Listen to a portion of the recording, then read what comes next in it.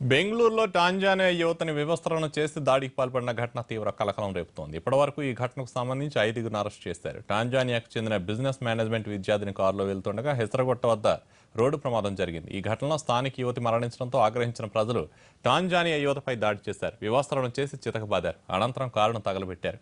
అటు పోలీసులు సైతం కేసు నమోదు చేసుకోలేదన్న ఆరోపణలు వచ్చాయి. ఈ ఘటనపై టాంజానియా హైకమిషనర్ విదేశాంగ మంత్రి సుష్మాకు ఫిర్యాదు చేశారు.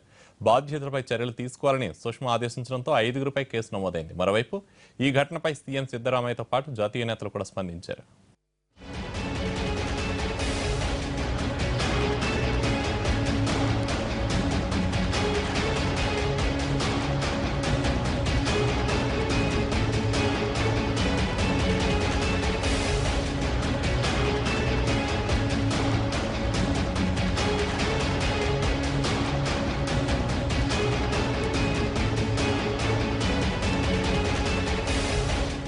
ನೋಡಿ, ಅದು ಎಂಕ್ವೈರಿ ಮಾಡಕ್ಕೆ ಹೇಳಿದ್ದೀನಿ ಪೊಲೀಸ್ನವರಿಗೆ.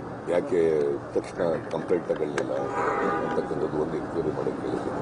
ಯಾರು ಅಧಿಕಾರಿಗಳು ತಪ್ಪು ಮಾಡಿದ್ರೆ ಅವ್ರ ಮೇಲೆ ಕ್ರಮ ತಗೋಬೇಕು ಅಂತ ಹೇಳಿದ್ದೀನಿ. Number 1. Number 2, case register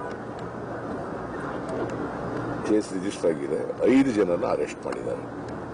Sushma Swaraj ಕೂಡ ನನ್ನ ಜೊತೆ ಮಾತಾಡಿದ್ರು. ನಾನು ಅವ್ರಿಗೊಂದು ವರದಿನೂ ಕೂಡ ಕಳಿಸ್ತಾ ಇದ್ದೀನಿ. ಇವತ್ತು ಚೀಫ್ ಸೆಕ್ರೆಟರಿ ಒಂದು ವರದಿ ಕಳಿಸ್ತಾ ಇದ್ದಾರೆ. जिस तरह से बहुत सख्त कार्रवाई होना चाहिए और इस तरह के कांड पर जो है वो ऐसी कार्रवाई होना चाहिए कि आगे कोई आदमी हिम्मत और हौसला न, उनका हौसला तोड़ना चाहिए।